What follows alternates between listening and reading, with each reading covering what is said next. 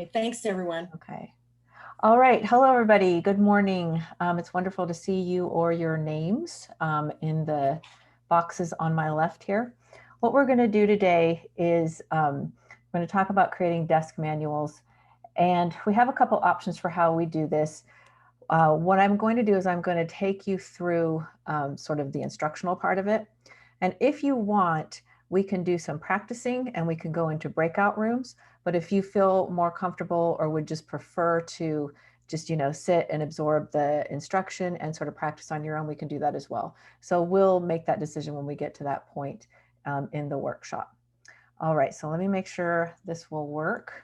I've got multiple windows open here. I've got the chat open, so please do put your questions or comments in there if you have anything you want to say or ask. And also, I am very happy to have you unmute and just, interject. I actually enjoy interruptions because it shows me that you're paying attention. So, all right, so let's get going. Okay, so the goals for this workshop is we're going to sort of distinguish between a desk manual and an employee handbook. I'm going to talk about strategies for writing instructions because desk manuals are basically made up of instructions. And then we're going to generate some content ideas for desk manuals. And this is the piece here that you may decide that you want to just do on your own, or we might do it together. Okay. So I'm going to go to the next slide, which is what is a desk manual specifically. And the reason I include this is because I think there's some misconceptions about what a desk manual is, particularly from supervisory standpoints, where supervisors may want you to do something more than a desk manual. So let's just clarify this. So a desk manual is not an employee handbook. You are not writing you're not writing everything that somebody in your position needs to know how to do. It's not a list of policies or procedures. That is something that is held in the department itself and should be a collective endeavor, not something that is individual. And finally, it's not exclusively a training tool. So I have seen some people talk about desk manuals as you are basically putting down and writing something that would replace you as a whole. So let's say, when you eventually leave your position, somebody could just hand this document to somebody else and they would know how to do your job. That is not what a desk manual is. That's not your job to train your replacement, essentially. So what a desk manual is, it's a resource that provides instructions for the daily duties and responsibilities and their procedure task steps for a particular position in a department or office. And what the way that I like to imagine desk manuals is that if you suddenly had to leave your job for an extended period of time, so let's say a week, that somebody could step in and know what to do in your job that you do on a daily basis or on a weekly basis. And typically that person who steps in would be somebody who would be near to you. So they would have some knowledge of the workings of your department. It wouldn't be somebody who was just coming in cold and had to be taught how to do absolutely everything. But what are the things that you do specifically in your job that have become so routine that you don't even have to think about how you do them, that somebody else may not know? So that's what a desk manual is, all right? If a desk manual can become part of a larger employee training handbook, or it can become part of a larger policies and procedures of a department. But again, if your supervisors are asking you to create those documents, that's an entirely different endeavor, and it's much more involved, and you should be compensated for that, basically. So, all right. So desk manuals are based on instructions. That's essentially what they are. They're a set of instructions to show somebody how to do something. And so just for a bit of levity, I'm going to show you a brief sample of this video from the Exact Instructions Challenge. This is a YouTube channel, Josh Darnett. And I think this guy's a little sadistic, but he makes money off of it. So hang on, I'm going to pause this and I'm going to just move over to this. So what this guy did is he had his kids write instructions on how to make a peanut butter and jelly sandwich. And this just shows how difficult it is to write instructions. So we're just going to watch about a minute and a half of this. Oh, hold on. You probably cannot hear that. I need to stop sharing and I need to share again and make sure I share the sound. of my computer. Okay, so let me do this. All right. Step 1, get 2 pieces of bread out. Got 'em. Get a butter knife and get some PB. Take 1 piece of bread, spread it around with the butter knife. No, Dad, with the peanut butter. I'm just doing what it says. It says take 1 piece of bread, spread it around with the butter knife. Hold on.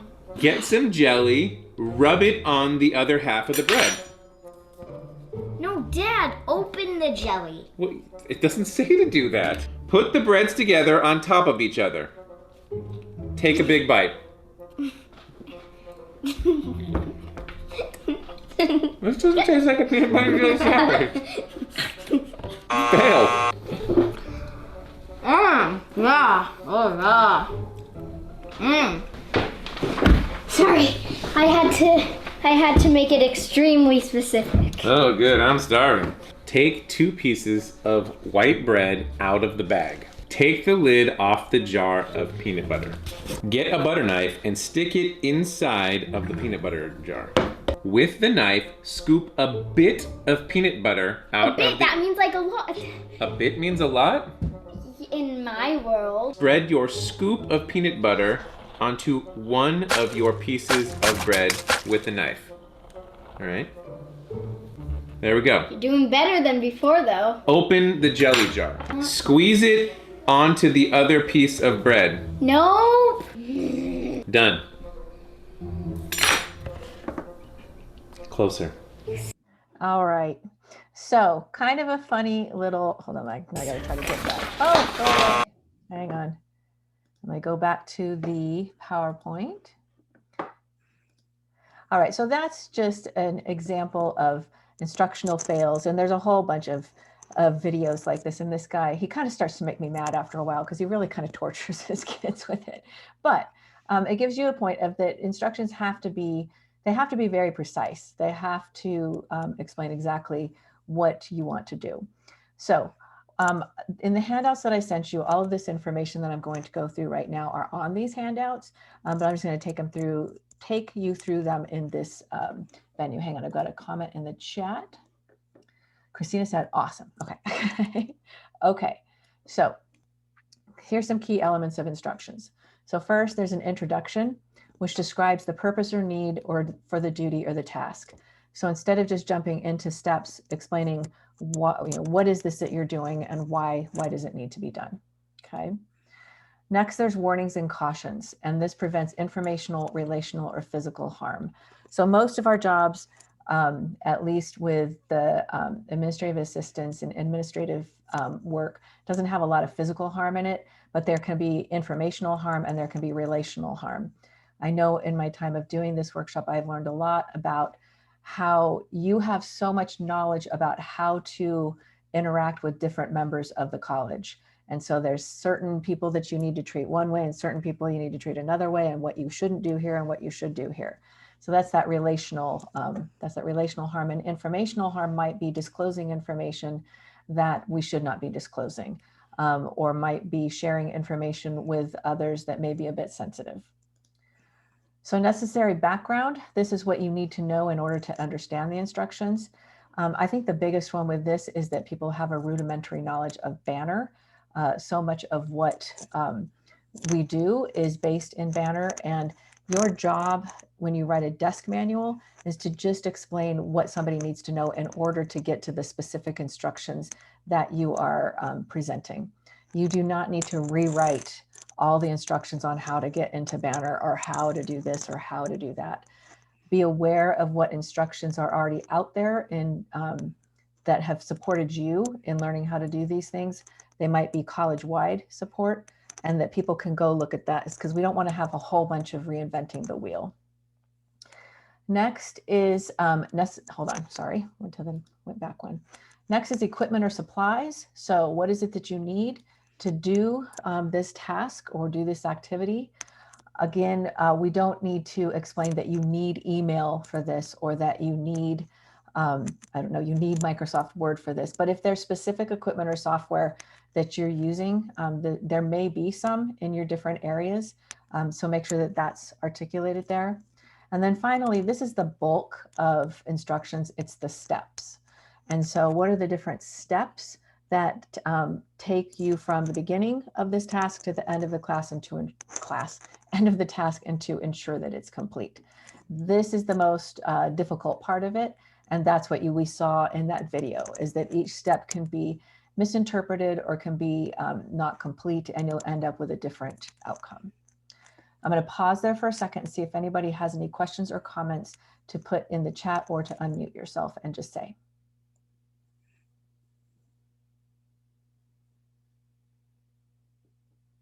Okay, good. So we're going to go on. So these are the elements or the contents of instructions. The next thing is there's specific writing strategies for instructions as well. So the way that we write, or how we produce our writing, or how the writing is formatted and how it is done in style, is going to make a difference with how well your instructions are understood. So this is also on your handout, but I'll just go through it here. So the first one is second person voice.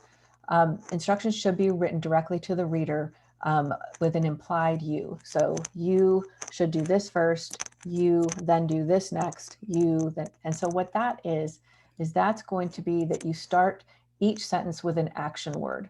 So you take the paper out of the machine, you put the paper down on the table, you start counting out the paper. I mean, I'm just making this up now.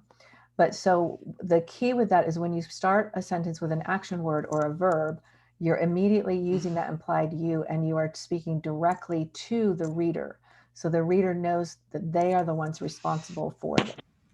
So I think I heard somebody unmute. Does somebody have a question or a comment? Nope. Okay, good. So please do if you have anything. Next is instructions are based on lists. They should be numbered, however. There's a distinction in how we interpret bulleted lists and numbered lists. So bulleted lists bulleted lists invite us to skim. They invite us to sort of like pick and choose from the items on the list because they're a condensed way of sharing information. But numbers ask us to go step by step by step by step. So when you're doing instructions, make sure that you use numbers and not bulleted lists, okay? Next is headings. Sometimes instructions can get very dense. So there might be a particular task here that has a number of steps with it, and then that leads to another one, and that has a number of steps in it. So instead of putting those in a really long list, break them up into sections because they're easier to process and they're easier to follow that way. Next, they should be succinct. Try not to make them too wordy, but they got to be detailed enough. So what I find is that making sure that you're starting with verbs and you're in second person voice helps this a lot. It prevents you from going into a whole bunch of additional explanation that you may not need. Then finally, images. So the idea that a picture is worth 1,000 words or 1,000,000 words or however many words, images are essential in instructions. So you can take a screen clip or a screen grab from your computer, and you can annotate it. So put arrows on it, or you can fill it out. Anything that can help share what you're trying to write is useful. It can be very difficult to write how to fill out a particular form, whereas if you just have a picture of it, you can do it right there. I think that's all for that slide. So let me pause there for a second and let me see if you have any questions. Hey, Tiffany, this is Luann Holt. Hi, Luann. Would it be to our advantage, where I'm an administrative assistant to the dean, there are a number of things that they need to be able to have access to in order to do the job. Would you include that in this section, or would you do a preparatory section where we can say get access to Banner, do the training, get access to? Well, and that what I think that what you're talking about, you're kind of on that boundary between a desk manual and like training employees. Right. And so instead of saying like get trained on Banner, this would be the part. Let me go back here just a moment. Let me go back to the previous screen. Whoops, wrong screen. Hang on. So this would be part, oh my gosh, I've got to go back that way. I think that's this part right here, this necessary Okay. background. So, and all that this needs to be is, so let's say you have your instructions and maybe there's, you know, the introduction, warnings, cautions, and the necessary background. You can just put Banner, you know, Banner knowledge, you know, or knowing how to get into Banner. And then, because what I find challenging about this is that you're not, a desk manual is really not to train somebody with no knowledge. Okay. It really is for somebody who can step in and can replace you for a short period of time. You're not retraining somebody from zero. Does that make sense, Luann? It does, but in the case where you're leaving the institution. That's a different, yeah, so that's That would something be different. okay. Yeah, that is different. So that is creating an employee training manual. And so, and if your supervisor is wanting you to create an employee training manual, I guess I would encourage you to ask for ample time to do that because that's huge. And so with this, what I would say is that, yeah, here you would say necessary background, Banner, but that's not your job to train somebody in Banner. I mean, that's the institution's job. So what is specific to your job that you need, that kind of nobody else knows? Does that help, Luann, or does that make it more complicated for you? It does help because all of these things would be part of the background for my job. Okay. So I could include them there as bulleted items and then leave the training up to Yes. professional development. Yes. Give it to Deanne. Yeah, Deanne. Yeah, Deanne Yeah. will take care of that. Yeah, no, and I think that that's important because as this, like I've said, as this workshop has evolved, I have heard a lot that people are expected to kind of do all of the labor of training just through this. And so it's like we're sort of parceling out the responsibilities of training to individuals, and that's not sustainable at all. Think of your desk manual as what you have learned, what you know, and if you're leaving the college, what are the things that are not broadly known about your position itself? And that's what you should start with your desk manual. Does that help?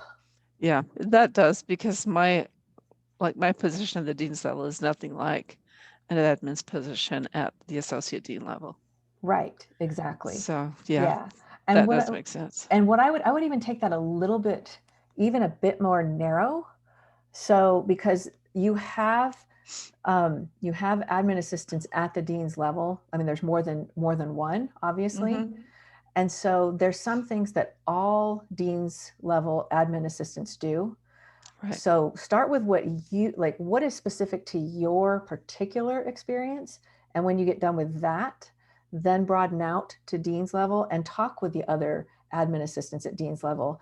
And because I don't want of every different dean's level admin assistants to be creating this themselves. Yeah. Okay. We did try over the summer to create a, sorry, that's not a ghost that just came in my room. It's my dog. We did try to set up a shared SharePoint space where we could dump in common instructions. And it just kind of floundered, I think, with the pandemic, but maybe that's something we'll take up again this summer, because maybe there's something that all dean's level admin assistants need to have, and that can just be shared by all of them, and then all, associate dean, admin assistants, and that could be shared by them. That might be a better use of time. That would be really good. Yeah. So start with your own specific knowledge and what are the quirks of your particular job with your particular dean, if that makes sense. Okay. Good idea. Start Thank there. you. Yeah, start there. Okay. Thanks. Okay, so we're going to do a little bit of practice here. And the way that I like to do practice is to give you a bad example and then to move to better examples. So given the information that I just shared with you, I'd like you to look at these instructions for brushing your teeth in the morning. And I'd like you to either through the chat, maybe doing the chat would be the best way to do this. Please put in the chat everything that you can see that is wrong with these instructions. And Yeah, go ahead and start that. And I'm going to bring up a little bit of hints over here in just a moment, but let's start here. So I'll give you about 2 or 3 minutes to just put things in the chat.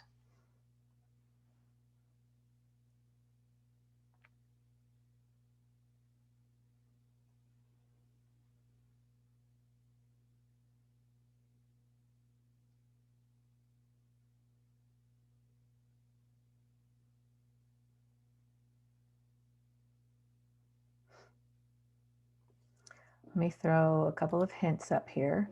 Okay, so here's some hints about how these could be improved. And if you're not sure where to find the chat, it should be, if you hover down at the bottom, you should find a chat button, or there might be an ellipsis that says more. If you click on that, you should be able to open the chat.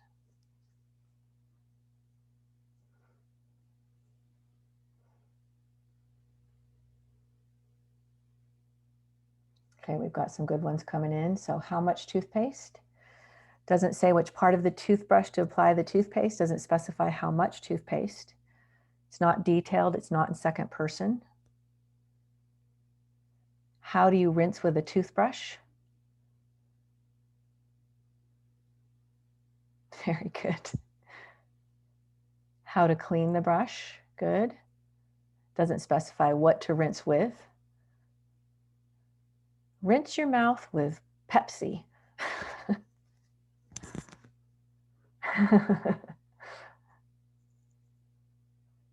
Keep going.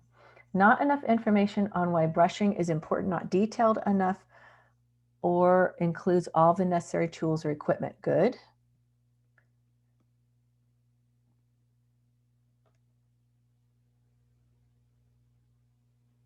Can anybody see anything else?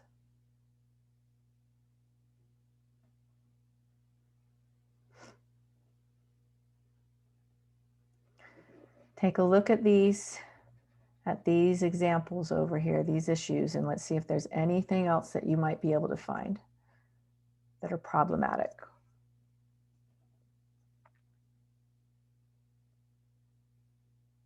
Whose mouth? Good one, Christina. Brush all parts of the teeth is too broad. Good. All right. I think that's pretty good. So on the next slide, what if someone wears dentures? Good point, Deanne. Very good point, Deanne.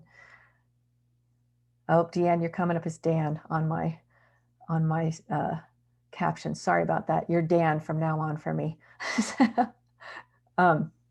Okay, so I'm gonna go to the next slide, and I'll just point out some of the things that I saw were a problem with what I wrote. Okay, so there's no warnings. All right, we know that there are some warnings about how to brush your teeth. We have been taught these warnings since we were very, very small. What about water? You pointed that out. Where is the water in all of this? Why is it important? Very good. So Barbara had said that. How much toothpaste? A couple of you had pointed that out. How long should you brush? Number 3, right here, this is not in second person. Number 1, 2, and 4 are in second person, and they all start with the verbs. So put, brush, clean. So those are all using that strategy, but this is passive tense. So the mouth should be rinsed, but who's going to rinse the mouth? You know, what's happening? So the subject, or another term for it is called the agent. The agent of this sentence is unknown. Where should the toothpaste be? Sorry, your pictures are hiding it. Where should the toothpaste be put? How would an image help? How to clean the toothbrush? You guys had that. And then also numbers instead of bullets. Why did I put that? That's a mistake. There are numbers over here. So I may have had these in bullets before. Okay. So I'm going to just show you a rewritten version of this. And it's still not perfect. I'd like to see if you can find some problems with it, but it is better. All right, so this one is better. It's still not perfect, but so we've got brushing teeth.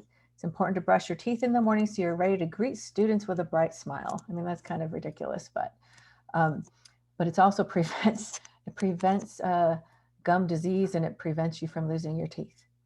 Now we have a warning up here. Be careful not to brush too forcefully. Doing so can cause damage to your gums. You've got equipment, so toothbrush, toothpaste, and water. There's an image over here. Number 1, grasp toothbrush in one hand and use the other hand to squeeze a pea-sized amount of toothpaste onto the toothbrush bristles. Gently run water over the toothpaste on the bristles. 3, brush the teeth in gentle circular motions. Be sure to brush the fronts, backs, tops, and bottoms of teeth. 4, you can also gently brush your tongue, gums, and roof of your mouth. Warning, do not swallow the toothpaste. Spit out the foam as you brush. Continue brushing for at least 2 minutes. Do not exceed 5 minutes. Spit out the contents into a sink or other appropriate receptacle. Rinse out mouth with water. Rinse off toothbrush and return to holder.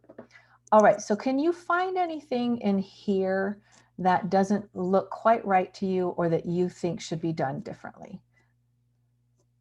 There's no like intentionally bad things on this one, but there's always room for improvement. That's the number 1 rule of writing. Go ahead and put them in the chat.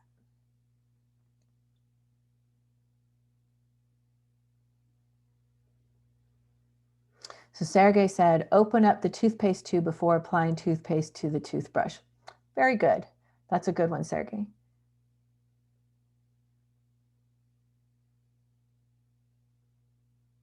Mariah said, perhaps both warnings should be together at the beginning. Yeah, that's another idea. The reason I put it down here, I've lost my arrow. The reason I put it down here is because this warning was sort of timely for right here, because where it's being brushed, and whereas up here it's the overall thing. But you know, either way would be fine with that. Sergey said, also close the tube of toothpaste after using it. Yes, that's a good one. This one actually, Sergey, I think is more important than the open up the toothpaste. Unlike that dad who is making money on YouTube off of torturing his children, obviously that would be like sort of an implied that you would have to open it. But I think closing it, I think is actually very important, because that keeps the toothpaste sanitary and makes it not dry out. Anything else anybody would like to add to this? And it is, to me, it's interesting that just a single image really can make a big difference. And particularly with the type of work that you do, particularly with all the forms you fill out, all the forms you complete, everything's so formy. Having forms all through your desk manuals should be a big part of your desk manuals. So let me pause there for a second and see if anybody has anything they'd like to add or ask before we move on.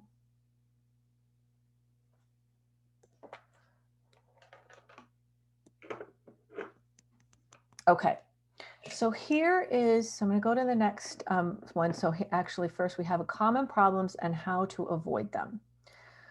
All right, so main problems with writing instructions. So number 1, why isn't this going? There we go, I'll do it that way. So number 1 is not including all the steps. This is the number 1 problem. Because we end up writing instructions for things that we're very familiar with and that we really honestly do by rote memory or just by body memory now, we will forget steps. And so not including all the steps, number 1 problem. How to deal with it is you need to share them with somebody. So you share your draft instructions with somebody, ask them to take the steps, to do the steps, and see how it turns out, just like that video. Next is overlooking very small details.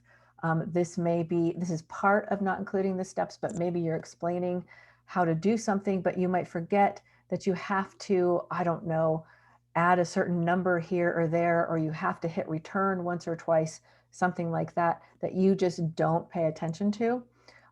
What you do with that really is you share them with somebody. And hopefully you're seeing a pattern here.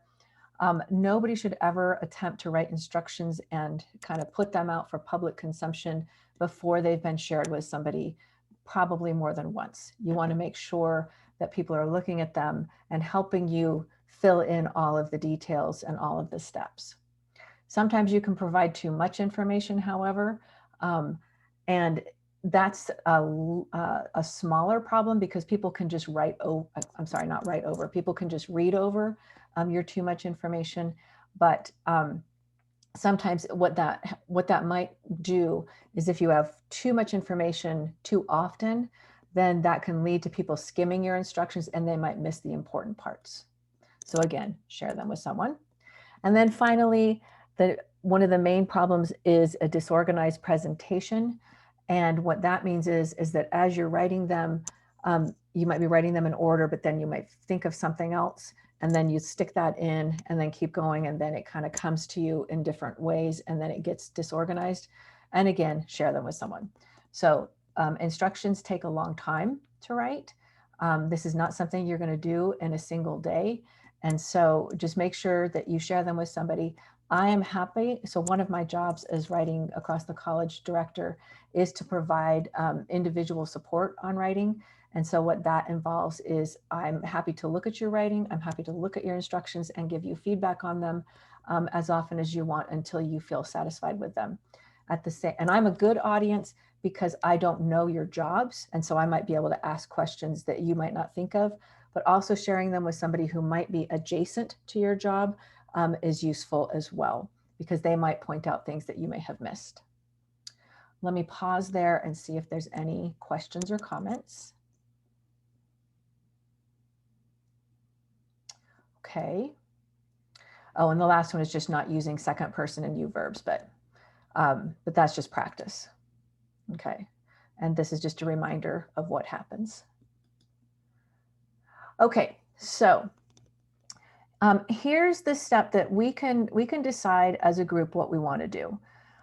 We can move into small groups and we can do some drafting of step-by-step instructions for one task that you might do, or you might decide that that this is something you want to work on your own. So before we make that decision, let me show you. So the other handouts that I have given to you. These are both content generation handouts. So this is kind of helping you figure out what you need to include in your desk manual. And so this one over here on the right, this just goes through a different set of questions that you can use to come up with ideas. And these are asking you things about tasks that you may not even notice that you do. So like, what are the first 3 tasks you do each day? Which of these would someone else need to do if you were gone? And this is like, so everybody checks their email, but are there specific things that you look for in your email? Are there specific things that have to be done every single day in your job? What are 3 tasks you must complete before you leave? So same thing. Are there things specific to your job that you do without even thinking anymore that somebody needs to do? Next, do you have other tasks that have to be completed every day? So again, think of this desk manual as somebody's coming in to take over for you for a short period of time. And what are things that have to be done every day in your job? And let me say this again, I know I'm probably saying this too much, but your desk manual can be a piece of an overall larger training manual, but with the desk manual itself, start with those specific tasks that you have to do. Next is note up to 3 tasks that you find incredibly easy about your job. So these are the things that you forget that you're actually doing. And then what are the 3 most important tasks in your job? So this is just, because writing a desk manual will take time, this is a way to prioritize what you're going to start with. So writing out answers to these different ideas can help get you started, because if you just look at how do I write my desk manual, it's just way too big to start without trying to do some organization first. Another way to generate some content is for a week, just do a work log. So just jot down little notes at what you're doing throughout the day. And then when you get to the end of the week, look at everything that you've filled out and then start to prioritize. Or maybe you'll notice, oh, that's something that I have specific information about that somebody may not know, and start with that, okay? So what we can do now is we can do some drafting and then you can share your writing with each other, or we can just basically end the workshop now, which would be fine. And you could use the additional time that you have to work on your own. I'm going to stop sharing for a moment and I'm just going to open up so that we can see each other's names, and let's just get some feedback about what you would like to do. And I am completely open to either one.